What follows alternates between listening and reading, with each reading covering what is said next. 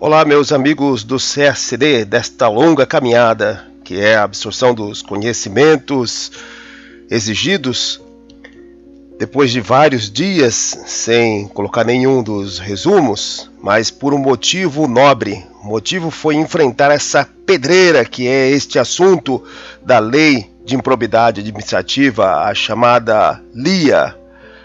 Vamos, sem demora, a ela no nosso resumo, nosso mapa mental, resumidamente aqui, da Lei de Improbidade Administrativa 8429 de 92, que foi toda modificada, muito modificada pela Lei 14.230. Só não mudaram a nomeação, mas por ser grande, tivemos que fazer 2 mapas mentais para entendê-la completamente.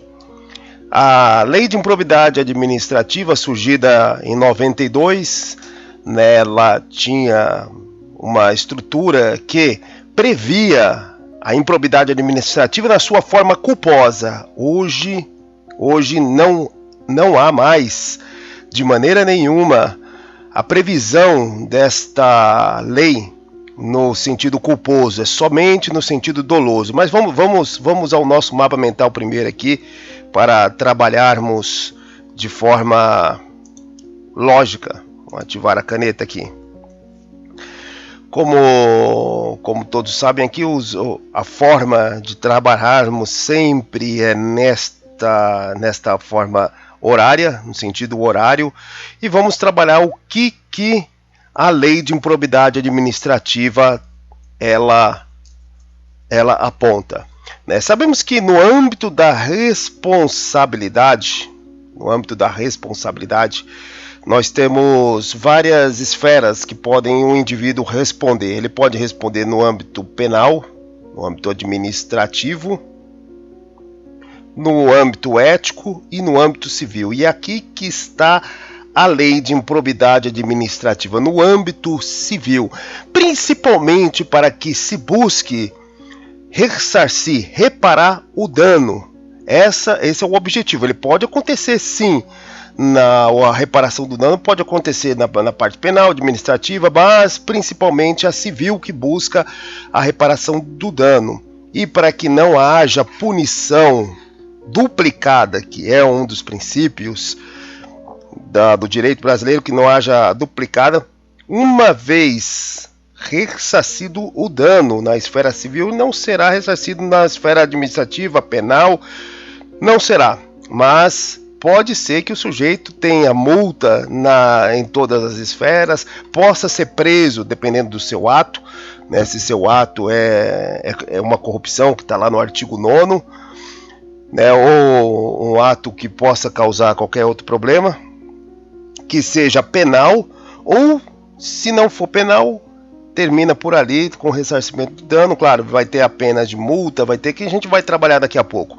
Então, só para compreender, possa haver o mesmo fato ele pode ensejar no âmbito penal, pode ensejar no âmbito administrativo, no âmbito ético e no âmbito civil. No âmbito civil nós vamos ter ação de improbidade administrativa, que logo vamos ver no próximo.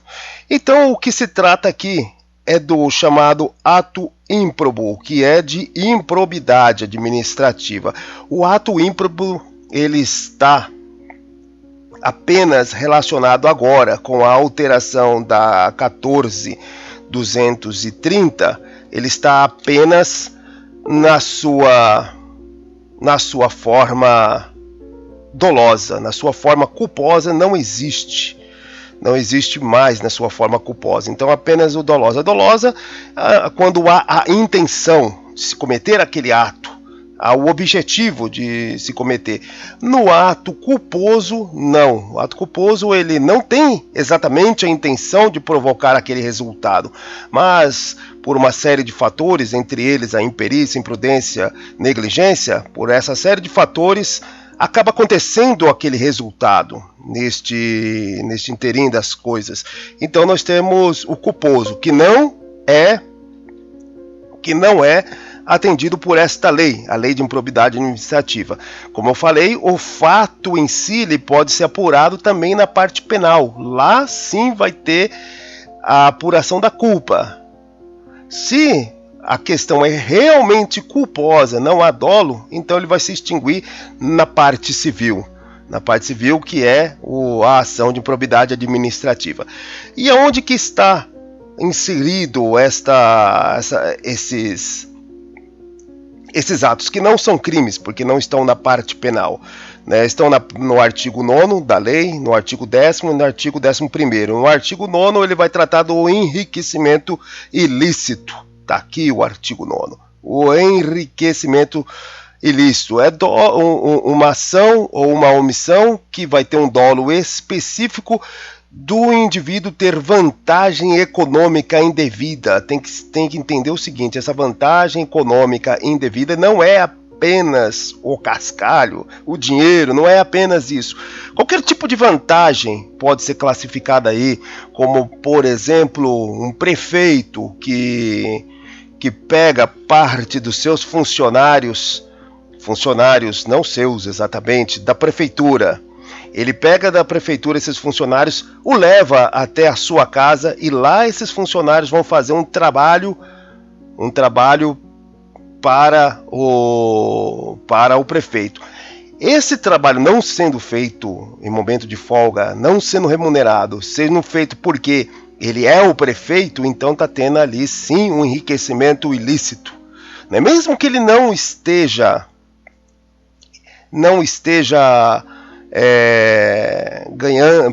ganhando nada, ele não esteja ganhando um valor exatamente, mas ele está somando valor ao seu imóvel, porque os funcionários da prefeitura estão realizando um serviço ali, então há um enriquecimento ilícito, né? Ele é um rol exemplificativo, porque não se acaba ali nos incisos do artigo 9º, aí tem que ler a lei. Mas o artigo 9º tem lá vários incisos, e esses incisos têm vários verbos que começam receber, perceber, utilizar, aceitar, incorporar, usar, e não se acaba aí, eles são o rol exemplificativo. Por quê? Né, vamos até trabalhar com isso aqui, cadê? Vou dar uma...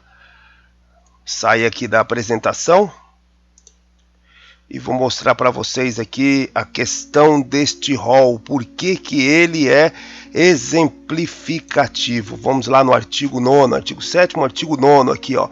Constitui ato de improbidade administrativa importando enriquecimento ilícito ao ferir, mediar a prática de ato doloso, qualquer tipo de vantagem patrimonial, como a gente disse, indevida em razão do exercício do cargo, do mandado, da função, do emprego ou de atividade nas entidades referidas, notadamente. Aqui sim está o porquê é o rol exemplificativo, notadamente, o artigo 9º.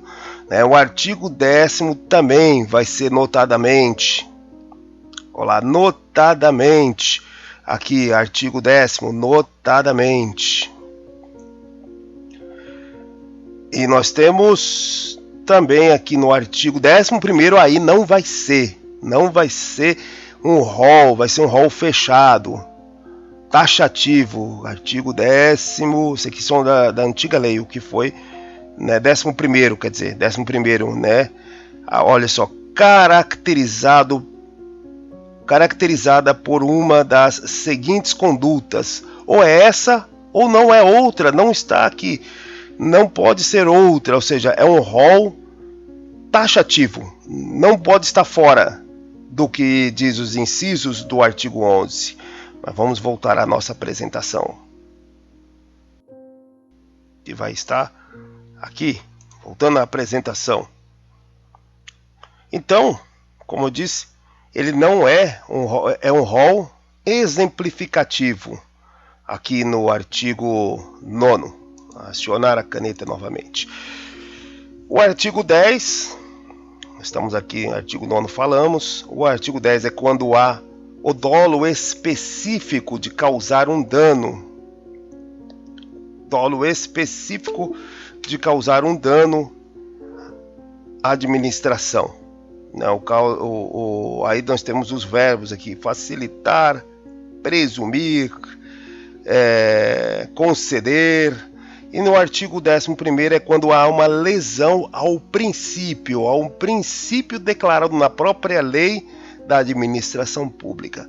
Ele aqui elegeu 3 princípios nesta lei aqui. São eleitos 3 princípios: o da honestidade, imparcialidade, legalidade. Na lei anterior estava o princípio da lealdade, mas ele foi cortado, porque lealdade é algo muito não concreto, algo que pode ser entendido como lealdade ao chefe. E se o chefe estiver cometendo um ato de improbidade administrativa, o subordinado, ele pode entender que ele está agindo com lealdade, ele está agindo de acordo com a lei. Então foi cortado pelo legislador este princípio. Agora só temos 3 declarados nesta lei: a honestidade, imparcialidade e legalidade. É apenas com a administração que ele tem que ter lealdade, e não com um indivíduo que está ocupando o cargo de chefe acima dele. Adiante, então, nós temos esquematizado neste nosso mapa mental aqui, né, sem as linhas da página, que fica totalmente torto, né? Nós temos os indivíduos, os ativos e os passivos. Os ativos, os autores. Quem pode ser autor nesta lei de improbidade administrativa, na LIA? Quem pode ser autor? O autor: todo e qualquer agente público. Todos eles. Então aqui está esquematizado todos eles. Os agentes públicos, eles podem ser de cargos eletivos: governador, presidente da república, senador, deputado estadual, vereador. Todos eles de cargos eletivos. Podem ser também os agentes públicos dos cargos em comissão. Quem são dos cargos de comissão? Ministro de Estado, secretário, todos que eles são escolhidos. Dos cargos vitalícios, os juízes, né? E nós temos também os agentes em colaboração. Quem são os agentes em colaboração? Os honoríficos são os jurados em um tribunal do júri. São os mesários que ajudam nas eleições, fazem um trabalho, eles não são remunerados, obtêm algumas vantagens civis por esse trabalho. São os credenciados, aqueles convocados. O Brasil entrou numa guerra contra um outro país e convoca militares, então são os convocados. Os delegados, que não são exatamente os delegados de polícia civil, são os empregados terceirizados daqueles que fazem serviço de interesse público, né, as concessionárias e etc. Temos também os agentes administrativos, os mais comuns, aqueles que entram, né, ou de forma temporária por concurso também. Temos os servidores e os empregados públicos. Empregados públicos é aqueles que prestaram concursos para as empresas públicas ou sociedade de economia mistas. Aí eles são seletistas, mas são empregados, são chamados empregados públicos. Temos os servidores, os estatutários, aonde são feitos por estatuto, né, o regimento de serviço deles. E aí nós temos os civis, estaria aqui a gente no futuro, e os militares, aqui estou eu, né? Mas são todos esses os agentes públicos que podem cometer atos de improbidade, podem ser autores de atos de improbidade. E temos também os particulares com vínculos à administração pública, podem ser os CPFs, os CNPJs, né? Essa outra novidade que a 14.230 inclui na Lei 8.429, que é o CNPJ como autor de improbidade administrativa. Como autor. São todos eles que têm vínculos com a administração pública. Todos eles né? Esses CPFs, como a gente diz, podem ser também considerados agentes públicos, mas quando não são, se eles têm vínculos com a administração pública, também podem ser autor ou coautor de ação de improbidade administrativa. E os seus sucessores também, herdeiros e sucessores no caso de CNPJ, quando há uma união de empresas, uma fundição, uma absolve outra, né? E herdeiros quando o indivíduo que causou o ato, né, seja ele herdeiro do CPF particular ou seja ele herdeiro de um CPF que é um agente público. Ele sendo um herdeiro de o filho, pai, mãe ou sobrinho de um indivíduo que cometeu o ato de improbidade administrativa, parte da sua herança também, na medida da sua herança, também pode ser alvo dessa ação, né? Não a parte da herança, ele vai responder pelo ato de improbidade administrativa civilmente, né? Civilmente, aí vai, claro, na medida da sua herança, se a sua herança adveio de um enriquecimento ilícito, ele vai responder. E os sujeitos passivos, as vítimas da ação de improbidade administrativa? Toda e qualquer administração pública, seja ela direta, os órgãos da administração pública, seja ela indireta, né, as autarquias, as fundações públicas, empresa pública, sociedade de economia mista, ou no âmbito também dos poderes executivo, legislativo, judiciário, ou nas esferas da União, dos estados, do Distrito Federal e dos municípios. Qualquer pessoa jurídica também que recebe valor público, não precisa ser exatamente da administração direta e indireta. Aqui estão as ONGs, o chamado terceiro setor, as ONGs aqui também estão.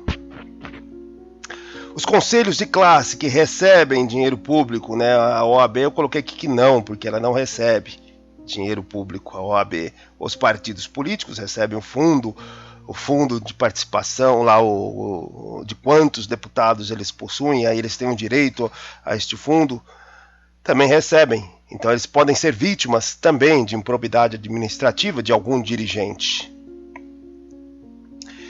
Como já falamos aqui, né, dos artigos 9º, 10º, 11º, vou aqui só dar ênfase a um dos crimes, não é crime, improbidade administrativa não é crime, porque não responde, claro, se você considerar o 9º pode ser sim, né, mas aí, né, é uma esfera civil que nós estamos falando aqui, né, a improbidade administrativa ela responde na esfera civil. Se tem crime, vai responder na esfera penal. Nós estamos falando de improbidade, né? Se essa improbidade carrega o crime, né, culposo, doloso, né? Primeiro que culposo já não tem na nova lei de improbidade administrativa. Se for culposo é só crime e não vai ter improbidade. Mas se é um dolo específico, pode também o enriquecimento ilícito, aí nós temos um crime da corrupção. Mas se não é, nós não temos exatamente aqui, né, o crime na esfera penal, mas estamos falando da esfera civil. E quando se fala da esfera civil, aqui nós estamos dizendo do ato de improbidade administrativo no artigo 11, no inciso 11, o 11.11, inciso 11, que é o nepotismo. É importante entender, né, porque não é todo e qualquer nomeação de parentes ou cônjuge que vai caracterizar o nepotismo. É importante sabermos as exceções, né? O nepotismo é nomeação de cônjuge, né, companheiro, né, parente até terceiro grau. Aí já temos a primeira exceção. Primos são de quarto grau, né, juridicamente são de quarto grau. Então eles não entram aqui. A nomeação de um primo não é nepotismo. A questão é nomeação para cargos de comissão ou função gratificada. Como havia essa proibição e chefes de poderes legislativos, deputados, senadores eles faziam um chamado nepotismo cruzado. Você nomeia o meu parente que eu nomeio o seu. Então, quando se fazia isso, ao descobrir, foi legislado pela súmula vinculante número 13 que o nepotismo cruzado é realmente também uma característica desse ato de improbidade.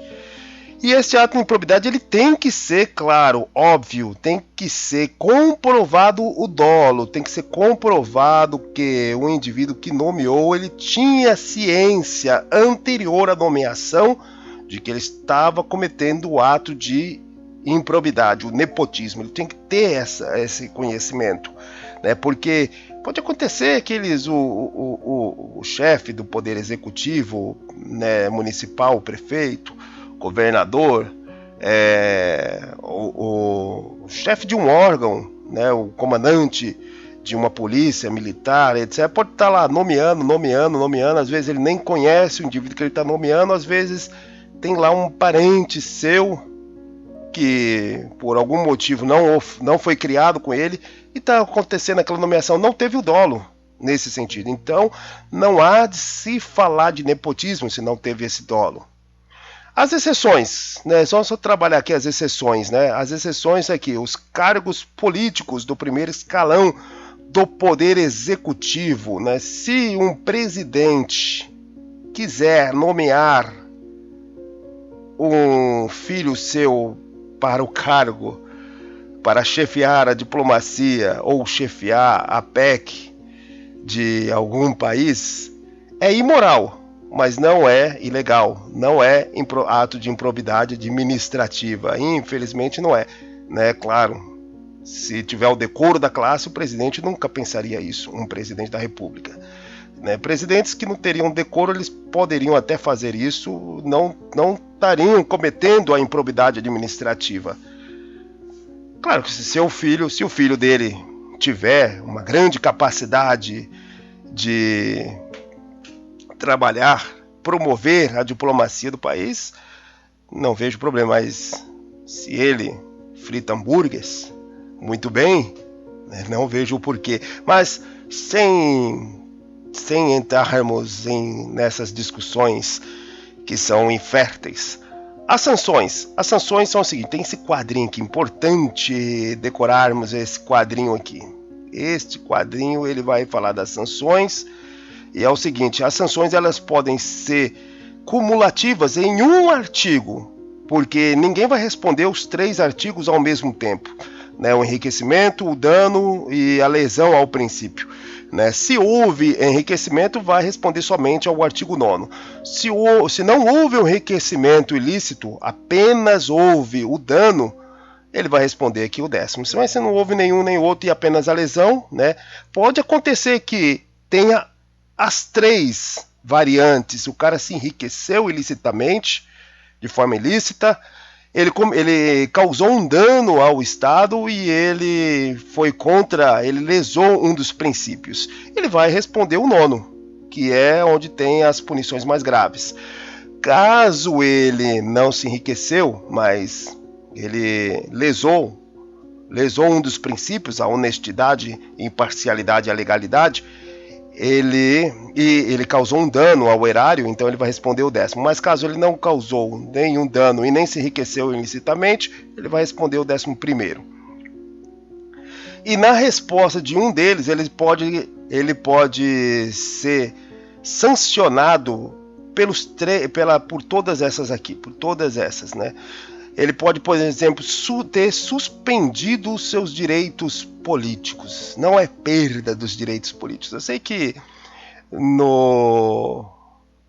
um dos resumos eu disse perda dos direitos políticos, mas a gente vai estudando e vai descobrindo que cometeu certos erros. Não é perda, só existe um único caso que haja a perda dos direitos políticos, é quando o sujeito perde a sua naturalidade brasileira.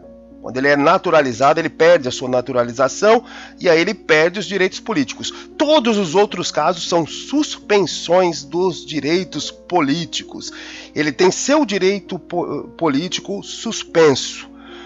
até 14 anos se ele cometeu enriquecimento ilícito, ou até 12 anos se ele cometeu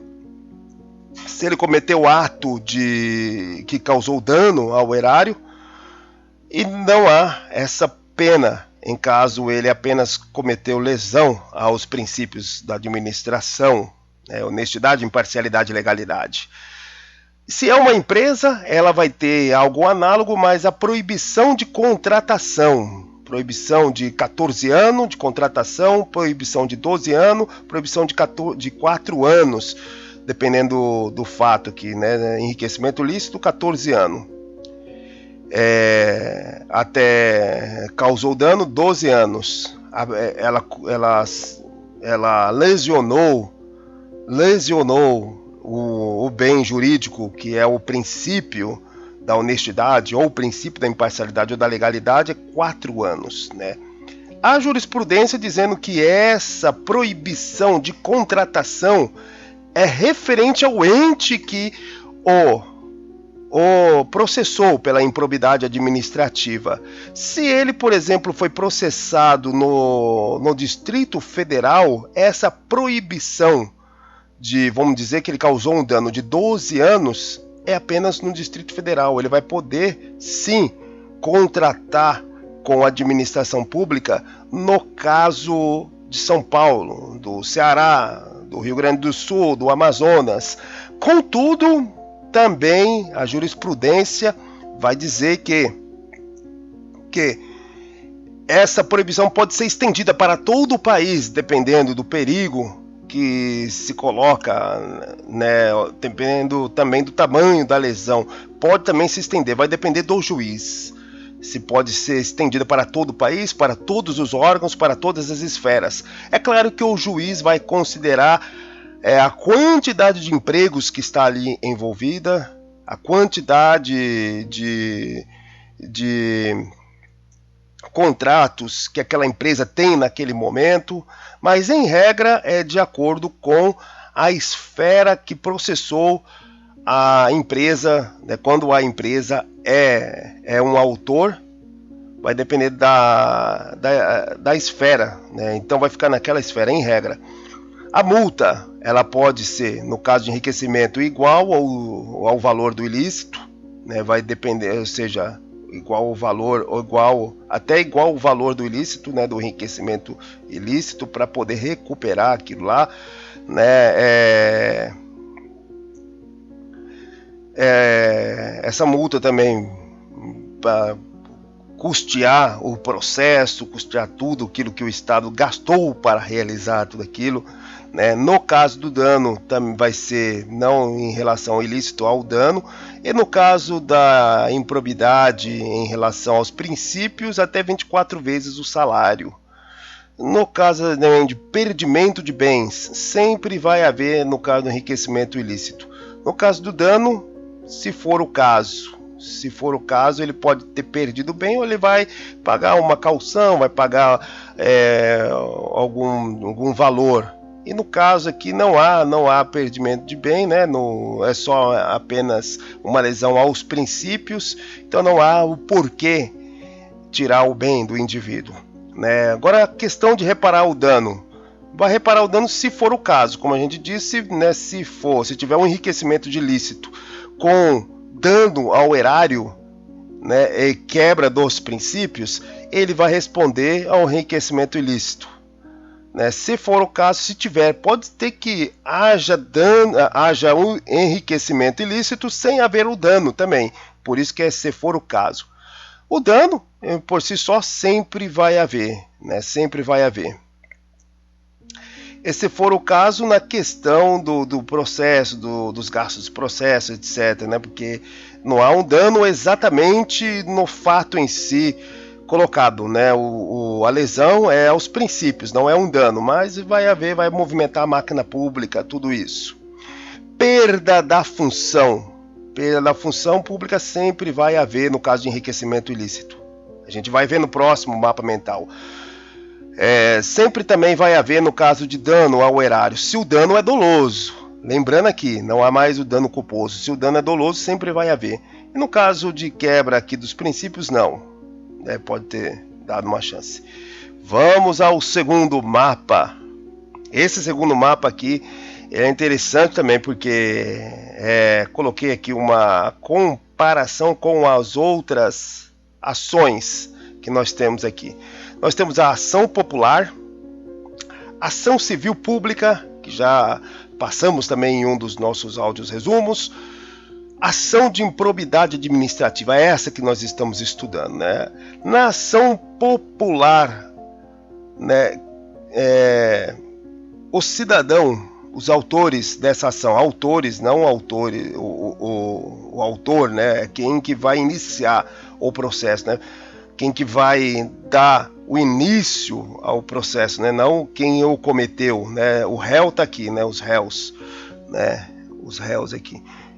A ação, né? Quem vai iniciar a ação aqui na ação popular é o cidadão brasileiro. Qualquer cidadão brasileiro, ele pode iniciar uma ação popular. E se visa aqui o réu, a administração pública, né, direta e indireta, né, no caso aqui, e o agente público, ou o agente público, né, quando eles estão cometendo atos lesivos aos bens jurídicos, né, e eles estão cometendo imoralidades, eles estão afetando a probidade, mas não a probidade administrativa que nós estamos tratando aqui. E a lei que regula isso é a 4717 de 1965, recepcionada pela Constituição de 1988. A ação civil pública, o Ministério Público, as advocacias públicas e associações podem entrar com a ação civil pública. Quem que pode ser o réu? Agentes públicos também, ou pessoas físicas e jurídicas que têm relações com o interesse público, né? E o objeto é a probidade, a moralidade, né, os direitos coletivos, às vezes quando eles são afetados, né, os direitos de consumidores, de grupos específicos, constituições, etc, etc. E o que regula a ação civil pública é a Lei 7347. E a lei que nós estamos estudando aqui, que é a Lei de Improbidade Administrativa, ela vai regular isso aqui, a ação de improbidade administrativa, a AIA. Ela vai ser apenas proposta pelo Ministério Público. Somente o Ministério Público, segundo o artigo 7º, pode dar início à ação de improbidade administrativa. Mas a jurisprudência do STF diz que CNPJs vítimas, ela pode também ser o autor, o CNPJ, mas CNPJs vítimas, através das suas ouvidorias, podem iniciar também a ação de improbidade administrativa. Segundo jurisprudência, pela lei, somente o Ministério Público, lá no artigo 7º, somente o Ministério Público, e como já vimos aqui, né, os réus, o agente público e qualquer pessoa física ou jurídica que tenha relações com a administração pública, né, e o objeto é uma ação ou uma omissão de enriquecimento ilícito, dano ao erário e lesão aos princípios, todos eles na sua forma dolosa, né? E a lei 8.429 de 92, alterada pela 14.230 de 2021, como já vimos.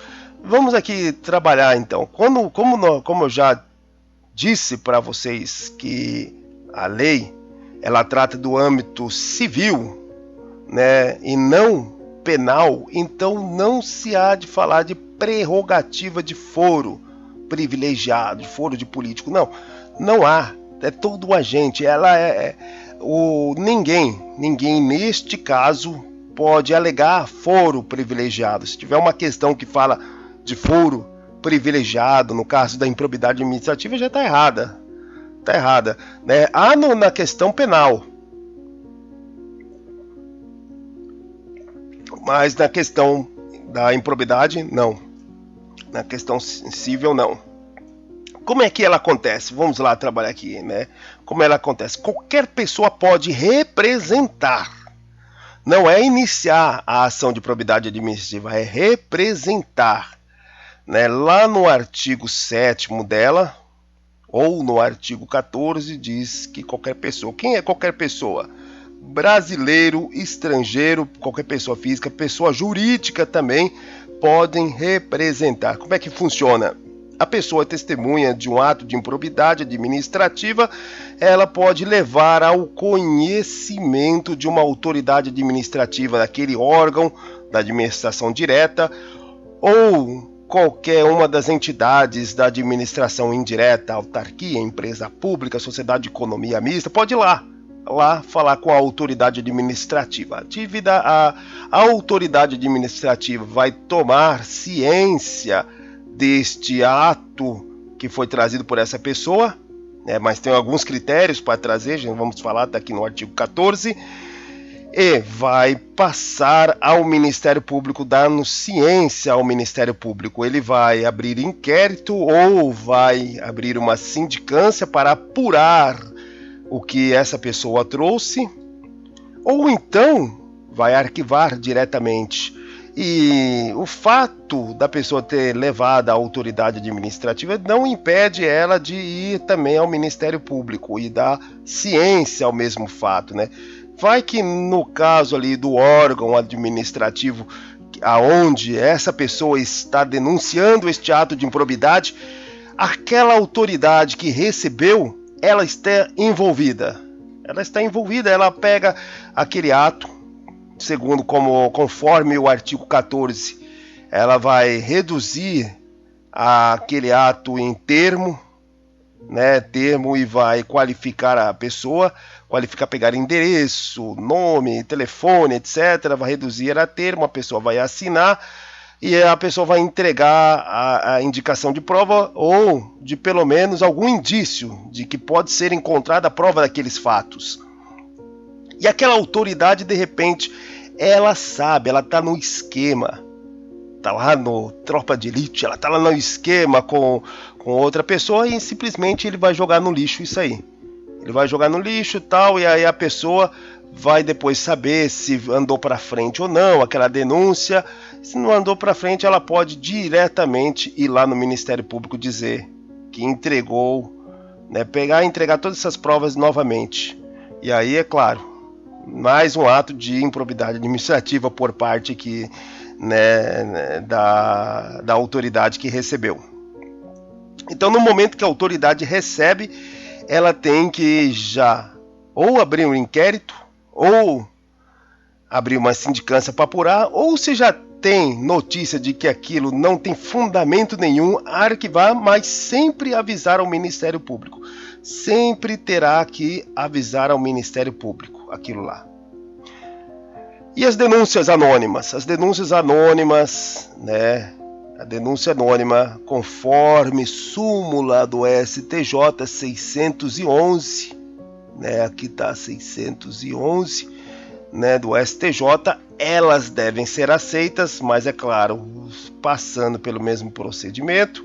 Ela, se ela não tiver fundamento nenhum, arquivada, avisada ao Ministério Público. Mas se tiver, abre-se uma sindicância, abre-se um inquérito civil, dependendo do órgão que está sendo denunciado. E ali em seguida, tendo ou não provas, se não tiver provas, se a sindicância concluiu pelo arquivamento, arquiva-se e passa ao Ministério Público. Ou o Ministério Público analisa aquele arquivamento, se ele achar que está devidamente investigado aquilo, pronto, por isso. Se ele achar que essa investigação ela deve ser mais aprofundada, ele retorna à autoridade e manda fazer novas diligências. Ou então, se ele perceber que está tendo corporativismo naquele lugar, ele já pode mandar abrir uma ação de improbidade administrativa direta, lá na esfera civil. Mas vamos dizer que a sindicância provou que o que foi trazido pelo denunciante está correto. Existe mesmo um ato de improbidade por parte do agente público. Então vai se abrir duas possibilidades aqui na esfera administrativa, um processo administrativo disciplinar, dependendo do órgão, pode ser processo administrativo demissionário, tem vários outros nomes, né?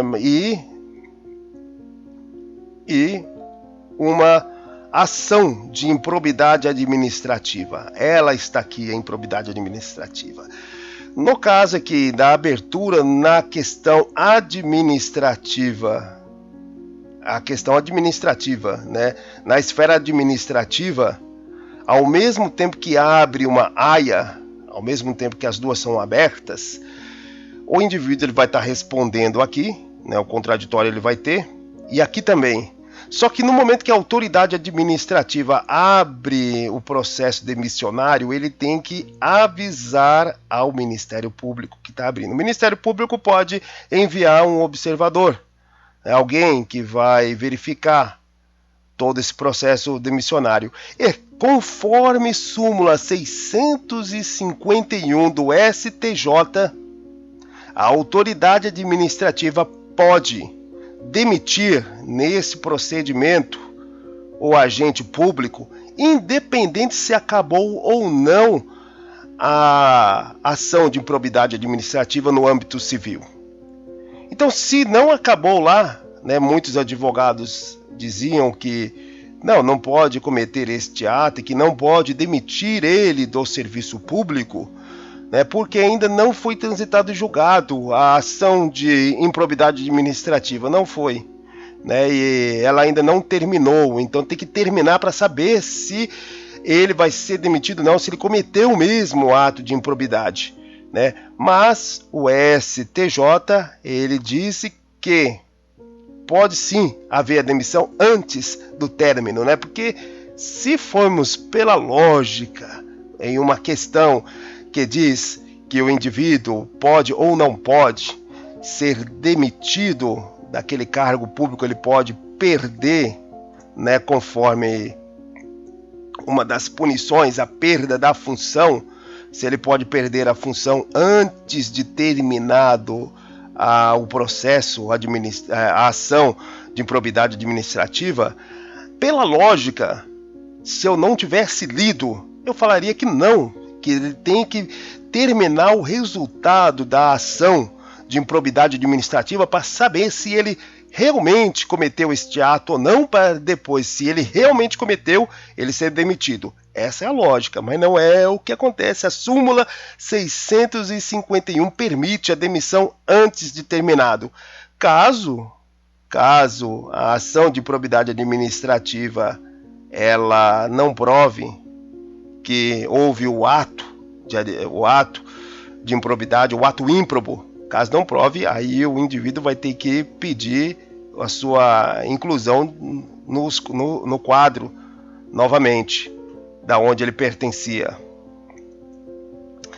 Há também as chamadas medidas cautelares, entre elas a mais importante, para que a gente não faça mais 4 ou 5 mapas mentais, é o pedido de indisponibilidade de bens. Este é um dos mais importantes, talvez, conforme o material que eu consultei, é o que mais cai nas questões de concurso público. O que diz essa medida cautelar? A medida cautelar, como já vimos, ela é uma medida de garantia ao Estado e não exatamente uma sanção. Não podemos confundir. Sanção está aqui, são as sanções aqui. As sanções elas estão aqui neste quadro. O pedido de indisponibilidade de bens não é uma sanção em si. Ele é sim uma garantia ao Estado. Garantia do quê? Acontece que lá no Código de Processo Civil, estamos falando da área civil, existem os artigos 294 e 300. O 294 fala da tutela provisória, ou seja, dessas medidas cautelares. Elas podem ser feitas de urgência ou evidência. De urgência, temos que considerar aquele chamado fumus boni iuris, né, fumaça do bom direito, né, e periculum de mora. Temos que considerar essas duas coisas, que vai estar mais ou menos nessa parte aqui das provas, né, que o promotor, na hora de pedir o PIB, né, o pedido de indisponibilidade dos bens, vai ter que comprovar. Vamos chegar lá. Então nós temos aqui a urgência. É uma medida de urgência. O indivíduo cometeu ato de improbidade administrativa caracterizado no artigo 10, dano ao erário. Ele cometeu um dano, ele não enriqueceu, né, mas cometeu um dano. E esse dano está sendo verificado, né? E ele vai ter que ressarcir. Se em tese comprovar que ele cometeu esse dano de forma dolosa, ele vai ter que ressarcir o Estado. E aí o promotor vai pedir essa indisponibilidade dos bens de duas formas: ou antes de começar a ação de improbidade administrativa, a instrução do processo antes de começar, quando ele percebe que ainda não houve a chamada a abertura do processo, né, da ação de improbidade administrativa, mas o sujeito já está se desfazendo dos seus bens, já está vendendo todos eles, colocou em venda lá no Mercado Livre, ou transferiu o dinheiro para o exterior, né, para contas na Suíça, contas escondidas, né, qualquer coisa. Ele já começou a perceber isso. Então, o promotor, mesmo antes de começar, lá na fase do inquérito ainda, está na fase do inquérito, ou na fase da sindicância, está lá na fase do inquérito civil ou na sindicância, e aí o promotor já percebe que o sujeito está se desfazendo dos seus bens, então ele já pode pedir. E aí esse pedido, o PIB, é chamado antecedente, é um pedido antecedente. Agora, se acontece a abertura do processo, e na abertura do processo começa a se perceber uma atitude estranha do indivíduo, e aí o promotor vai pedir também, só que agora dentro do processo é incidental, é o pedido incidental. Então ele tem que ser de forma urgente, né? Ele pode ser antes de iniciar a ação, ou ele pode ser no meio da ação, incidente, né? Ou seja, é uma medida cautelar, né? Ela pode ser concedida antecedente, incidente. E o promotor, ao fazer esse pedido, ele tem que provar o seguinte: chamada probabilidade de direito, né, a probabilidade de que esse pedido seja feito, o perigo de dano, né, é outro tipo de dano. O perigo de dano é o próprio processo, dano irreparável. Ou seja, se lá no final do processo o indivíduo for condenado a pagar 50 mil, apesar que os processos têm que ser sempre acima de 50 mil, né, se ele for condenado, aqui minhas anotações, cadê anotações? Se ele for condenado e lá de repente ele não tem mais nenhum, ele já se desfez de todos esses bens, então há um dano irreparável. O dano se torna irreparável neste caso. É isso mesmo, né? No caso, não. Aí nesse exemplo que eu estou lhe dando aqui, é de que há o risco do resultado útil. Esse exemplo, né, de o sujeito se desfez dos seus bens e quando chegou ao final do processo, ele foi condenado a ressarcir, mas ele não tem mais nada na conta dele, ele transferiu tudo, vendeu, gastou todo esse dinheiro, ele não tem mais nada, aí é o risco do resultado útil. Por isso que há o pedido de improbidade de indisponibilidade, pedido de indisponibilidade dos bens.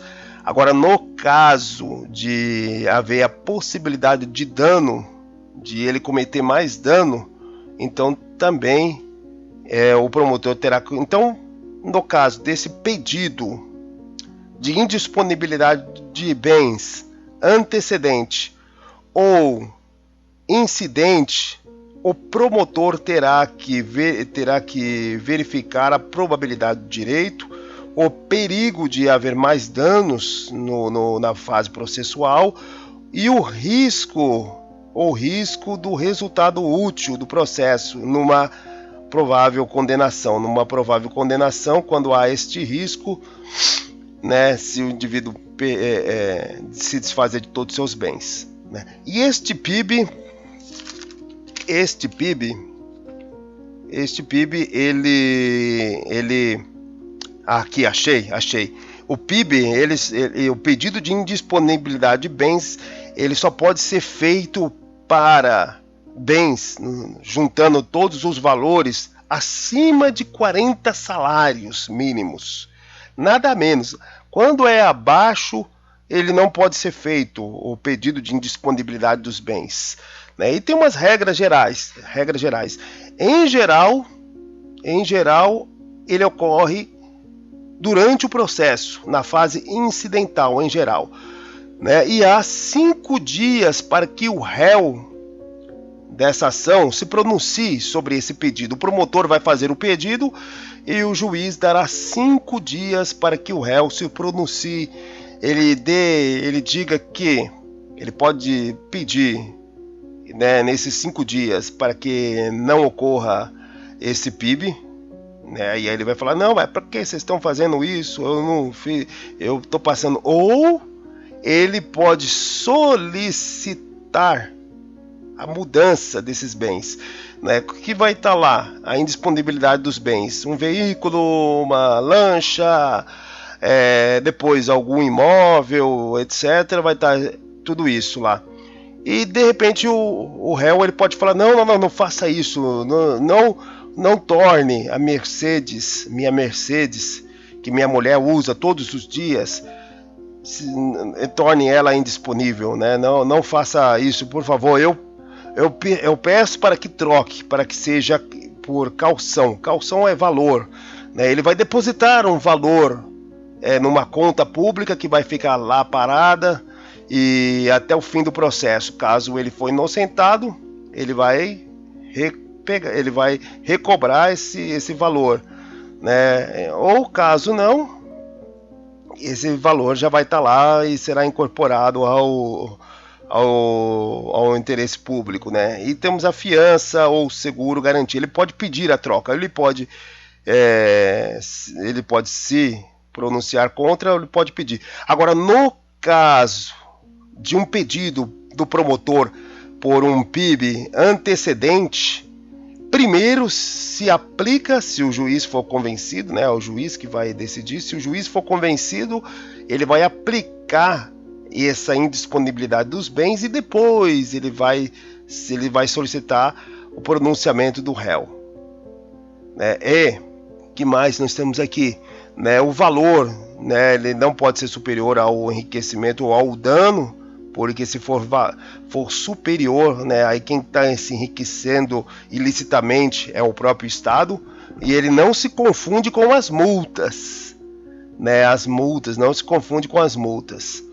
E a conta bancária é o último, né? Porque tem uma regra lá no meio dessa indisponibilidade dos bens que tem prioridade. Tem uma prioridade de bens lá, onde a conta bancária é a última na prioridade dos bens, né? O congelamento dos valores bancários é a última.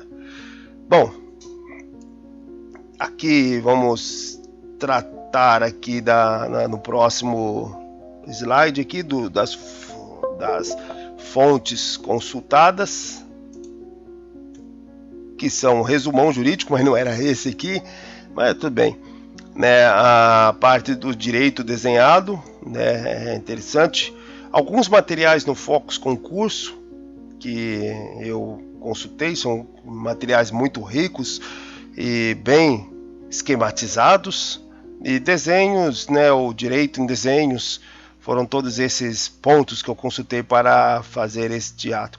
Esses slides ficarão disponíveis para quem quiser vê-los, né, sem todo esse rabisco que nós fizemos. Muito obrigado e até o próximo áudio resumo.